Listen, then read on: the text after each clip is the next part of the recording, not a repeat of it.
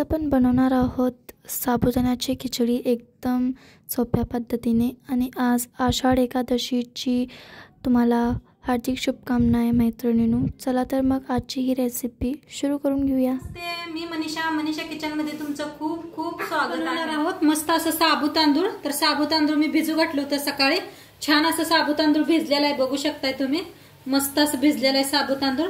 आणि त्याच्या सोबतच बटाटो भी घेतलेले आहेत। बटाटो बारीक अशी कापून घेतलेले आहेत बघा, वरची साल काढून बटाटो कापून घेतलेले आहेत। इथं शेंगदाणे घेतलेले आहेत, भाजून शेंगदाणे घेतलेला आहे।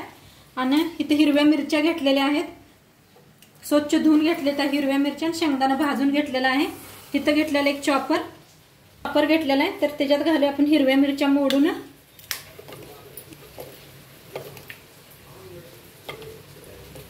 आता ह्याला फिरवून बारीक करून घेते, तुम्ही मिक्सरला लावून घेतलं तरी बी चालतंय। ठेवलेली आहे कढाई बी चांगली तापलेली आहे आपली, त्याच्यात ओतूया तेल। चांगलं गरम झालेलं आहे, त्याच्यात ओतूया घालूया मिरच्या बारीक करून घेतलेल्या।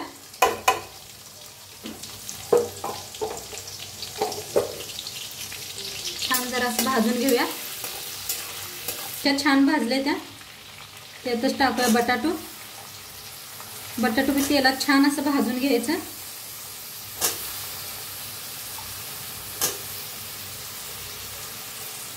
आता बटाटो छान असं तेलात भाजूस तर आपण शेंगदाणे बारीक करून घेऊया। ह्याच्यात खूप छान बारीक होतात, खाट ठेल्यावर बारीक करायचं। मस्त असं बटाटो बी आपलं भाजायला लागले, ते बघू शकता खाली अजिबात चिटकलेलं नाही, काय नाही।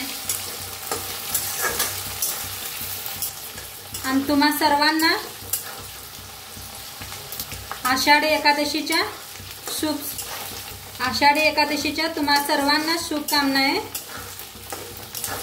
आणि आपलं बटाटो बी मस्त असं भाजायला लागले बघा।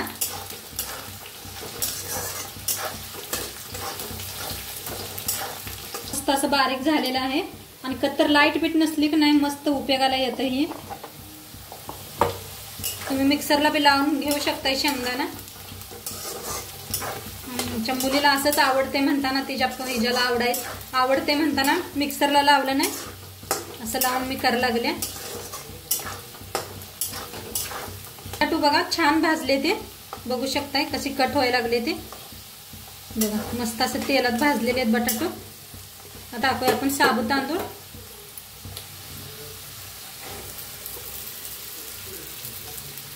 मिक्स करूया।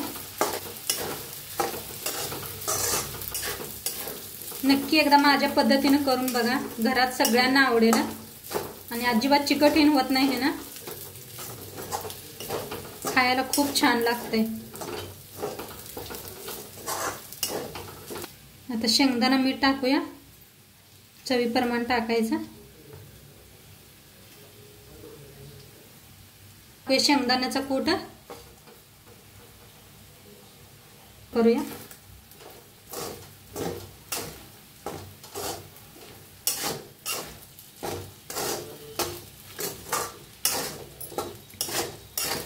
साबू तांदूळ छान भिजलं का नाही, छान साबू तांदूळ होतात बघा। छान असं भाजून घेऊया, बघू शकताय तुम्ही बिलकुल अजिबात चिकट झालेलं नाही साबू तांदूळ बघा। आणि दिसायला पण तुम्हाला दिसत असेल किती मस्त झालेलं आहे। दह्यावर खायचं मस्त लागतंय, बिना दह्याचं बी खाल्लं तर बी साबू तांदूळ छानच लागतात।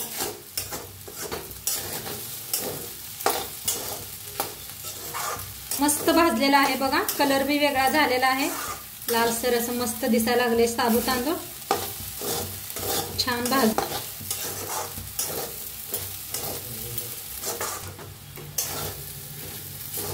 तर साबू तांदूळ भाजलेला आहे, बंद करूया आणि सर्व करूया।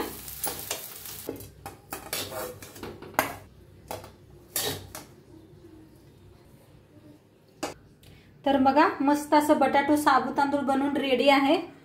आणि सोबतच खायला दही घेतलेला आहे, मिरची आहे त्या। आणि तुम्ही बी करून बघा आणि आजचा व्हिडिओ कसं वाटलं ते बी सांगा। चॅनलवर नवीन असाल तर चॅनलला सबस्क्राइब करा।